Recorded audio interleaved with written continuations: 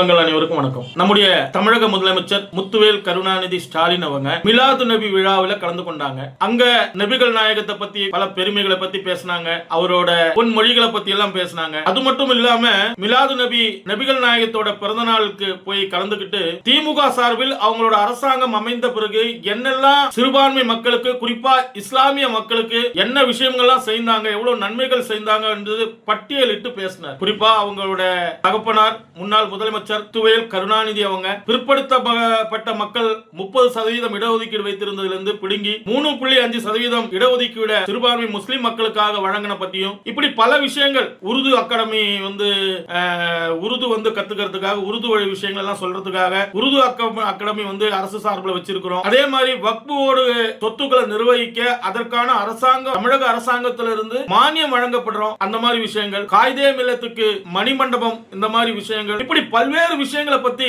என்னென்ன சேர்ந்திருக்காங்கன்னு சொல்லி பட்டியலிட்டார். அதற்கு ஒருபடி மேலே போய் என்ன பண்ணாரு அப்படின்னா ஒரு விஷயத்தை பத்தி பேசினார். மிலாது நபி விழாவில் காசால இருக்கக்கூடிய மக்கள் எப்படியெல்லாம் இஸ்ரேலோட தாக்குதல்ல கஷ்டப்படுறாங்க, காசாவுக்காக கண்ணீர். காசா இஸ்ரேல் பிரச்சனை பேர எதற்காக சொன்னா, நாம போய் ஒருத்தனோட மூக்குல போய் குத்துனோம்னா திரும்ப குத்ததான் செய்வான். காசால இருக்கக்கூடிய அங்க இருக்கக்கூடிய அந்த பயங்கரவாத அமைப்பு அங்க கூட அகதிகளை பிடித்து வைத்துக் கொண்டு அங்க அதற்கானதான் அந்த போரே ஸ்டார்ட் ஆயிருச்சு. மக்கள் உலகம் அறிந்த விஷயம். ஆனா அந்த காசா மக்களுக்காக நம்முடைய தமிழ்நாடு முதலமைச்சர் முத்துவேல் கருணாநிதி ஸ்டாலின் அவர்கள் நேற்று பேசினாரு. அவங்களுக்காக வருத்தம், உலகத்தில் இருக்கக்கூடியவெல்லாம் தலையிடணும், உடனடியாக அவங்களுக்கு பிரச்சனையை தீர்க்கணும், அவங்கள அந்த தாக்குதல் இருந்து மீட்கணும்னு எல்லாம் என்னென்ன பேசியிருக்க. சந்தோஷம், பேச வேண்டியதுதான். ஆனா ஒரு மிலாது நபியில போய் கலந்துகிட்டு தமிழக முதலமைச்சர், அவர் எல்லாருக்கும் பொதுவான முதலமைச்சர். திருக்குறளை சொல்லுவாங்க செங்கோன்மை அப்படின்னு சொல்லி ஒரு அதிகாரம் இருக்கு, அதுல பல விஷயங்கள் சொல்லுவார். அரசன் அப்படின்னு சொன்னா எல்லாருக்கும் பொதுவான அரசனா இருக்கு. இவருக்கு பிடிக்கும், இவ்வளவு பிடிக்காது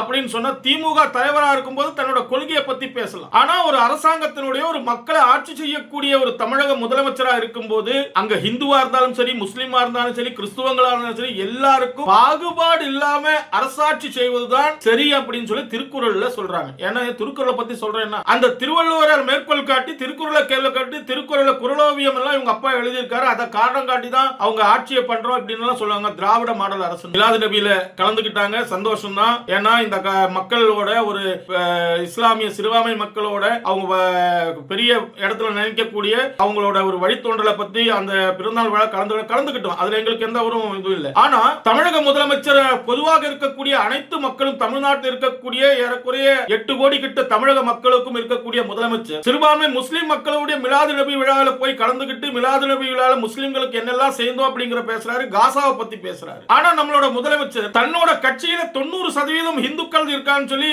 எலெக்ஷன் அப்ப சொன்னார் நம்மளுடைய முத்துவேல் கருணாநிதி ஸ்டாலின் அவங்க. ஆனா என்னைக்காவது ஒரு நிகழ்ச்சியில, நம்மளுடைய இந்துக்களோட நிகழ்ச்சியில தமிழக முதலமைச்சர் கலந்திருக்காரு? நம்ம இந்துக்கள்ல நம்ம தமிழர்கள எத்தனையோ பெரியவங்க இருக்காங்க. எப்படி கிறிஸ்துவ மதத்துக்கு இயேசுவோ அப்படின்னா அவர் ஒருத்தர் தான், அவர் அந்த மதத்தை வழித்தோன்றல இருப்பாங்க. இஸ்லாமியருக்கு முகமது நபிக்கு முன்னையும் பின்னையும் வேற ஒரு தூதன் இல்ல அப்படின்னு சொல்லி அந்த மதம் நம்புது. ஆனா நம்மளுடைய தமிழ் சமுதாயம், இந்து சமுதாயம் எத்தனையோ 63 நாயன்மார்கள், 18 சித்தர்கள், முனிவர்கள், தவசிகள், எத்தனையோ பேரு வாழ்ந்து இதே தமிழகத்துல வாழ்ந்து தன்னோட விஷயங்களை பத்தி மக்களுக்கு எவ்வளவு நல்ல விஷயங்களை பத்தி சொல்லியிருக்காங்க. 98% திமுகவுல இந்துக்கள் இருக்கிறாங்க அப்படின்னு சொன்னீங்களே முதலமைச்சர் ஸ்டாலின் அவர்களே, ஒரு இடத்துலாவது நீங்க திமுக தலைவராக, திமுகவோட தலைவராக நீங்க வர வேண்டாம். ஆனா நீங்கள் எங்களோட முதலமைச்சர், எனக்கும் சேர்த்து நீங்க தான் முதலமைச்சர். நீங்க என்னைக்காவது தமிழகத்துல நான் சொல்ற சில விஷயங்களை, ராமானுஜர் ஒருத்தர் இருக்கார் தெரியுமா, 1000 வருஷத்துக்கு முன்னாடி ஜாதிய பாகுபாடுகளை கலைத்தறிய வேண்டும் என்று தன்னோட வாழ்நாள் புரிவத ராமானுஜர் பல்வேறு விஷயங்கள் சொன்னார். ராமானுஜர் பிறந்த விழா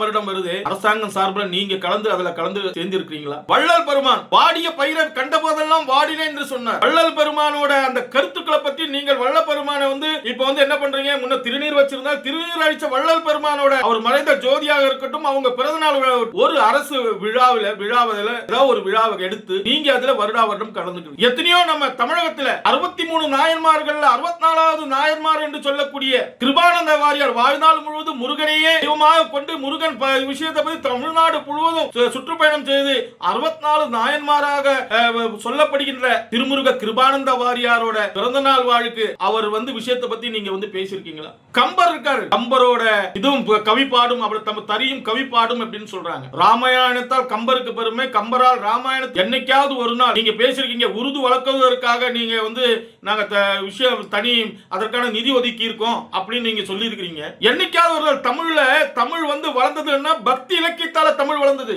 ஆழ்வார்களும் நாயன்மார்களும் தமிழை வளர்க்கறதற்காக எத்தனையோ விஷயங்கள் சொல்லி இருக்காங்க. அந்த தமிழ் வளர்த்த பக்தி இலக்கியம் பத்தி ஒரு 4000 திவ்ய பிரபந்தம், தேவாரம், திருவாசகம், திருக்குறள், இப்படி ஏதோ ஒரு விஷயத்தை நம்மளுடைய மாணவர்கள் மத்தியில ஏன் இதை சொல்லணும்னா, தேவாரம், திருவாசகம், 4000 திவ்யம் சொல்லணும்னா நீங்க தமிழகத்தில் இருக்கக்கூடிய உங்கள் அரசாங்கத்தில் இருக்க இந்து சமய அறநிலைத்துறை அத்தனை கோவில்களும் உங்கள் கையில் வச்சிருக்கு. அதில் இருக்கிற வருமானத்தை அரசாங்கம் எடுத்துக்கொள்கிறது. அந்த வருமானத்தின் மூலமாக நீங்க என்னைக்காவது ஒரு நாள் அந்த ஒரு வருடத்துக்கு ஒரு நாள் அந்த பக்தி இலக்கியத்தை பத்தி சொல்வதோ இல்ல அந்த பக்தி இலக்கியத்தை வளர்க்குவதற்கு அதை மக்கள் மத்தியில கொண்டு போறதுக்கோ என்னைக்காவது ஒரு துளியாவது நீங்க சேர்ந்திருக்கீங்களா? பக்தி விஷயங்களை பத்தி, பக்தி தமிழ் பக்தியை பத்தி நீங்க சொல்லி இருக்கீங்களா? நீங்க என்ன சேர்ந்திருக்கீங்க? நீங்க அரசர் ஒரு நாட்டை ஒரு அதை விடுங்க, திருவள்ளுவர் ஆண்டு பத்தி பேசுங்க, திருக்குறளை பத்தி நீங்க பேசுங்க, புரோவியம் எழுதியிருக்காரு உங்களோட தகப்பனார். ஆனா நான் உங்ககிட்ட கேட்கிறேன், ஒரு நாளாவது அந்த வருஷத்துக்கு ஒரு முறை திருவள்ளுவரோட பிறந்த நாள் விழாவில் நீங்க கலந்துகிட்டு திருக்குறளை பத்தி எல்லா மக்கள் மத்தியிலும் பாரத பிரதமர் நரேந்திர மோடி உலகம் ஃபுல்லா பேசுறாரு. நீங்க எத்தனை இடத்துல நீங்க அது பண்றீங்க தமிழ்நாடு? காரணம் என்ன? உங்களுக்கு இந்துக்கள் அப்படின்னு சொன்னா, தமிழ் கலாச்சாரம் இந்துக்கள் சொன்னா உங்களுக்கு இல்ல, உங்களுக்கு ஓட்டுக்காக மட்டுமே சிறுபான்மையோட தாஜா போக்கை நீங்கள் கடைபிடிக்கிறதாக எங்களை என்ன தோணும்? மக்கள் அப்படிதான் பேசிக்கிறாங்க. இங்க எல்லாமே பொதுவாக இருக்கணும்.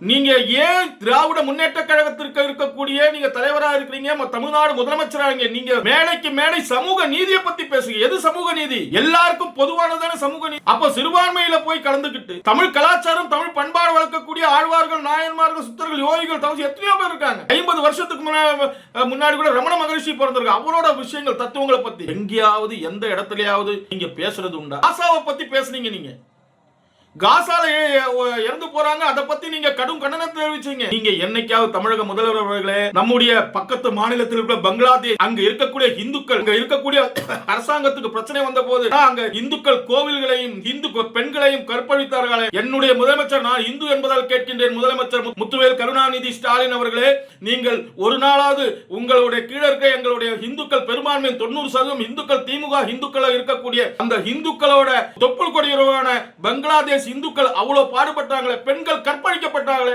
அங்க கோவில்கள் உடைக்கப்பட்டது, இந்து சாமியார்களை அடித்து கொன்றார்களே, இதை பற்றி என்னைக்காவது நீங்கள் ஒரு நாளாவது ஒரு கண்டன அறிக்கை தவறு என்று நீங்க சொல்லியிருக்கீங்களா? தமிழக முதலமைச்சர் முத்துவேல் கருணாநிதி ஸ்டாலின் அவர்களே, ஏன் சொல்லல? ஏன் சொல்ல மாட்டீங்க? அப்ப தமிழ்நாட்டில் இந்துக்கள் என்று 3ஆம் தர குடிமக்களா அப்படி நீங்க நினைப்பீங்கன்னு நாங்க நினைக்கல. ஆனால் உங்களோட செயல்பாடுகளும் உங்களோட சொற்களும் நீங்க அப்படிதான் சொல்லுங்க. நீங்கள் எல்லாருக்கும் பொதுவா இருங்க. இஸ்லாமிய நிகழ்ச்சியில போய் கலந்துக்குங்க, கிறிஸ்துவ நிகழ்ச்சியில போய் கலந்துக்குங்க, வேண்டாம்னு சொல்லல.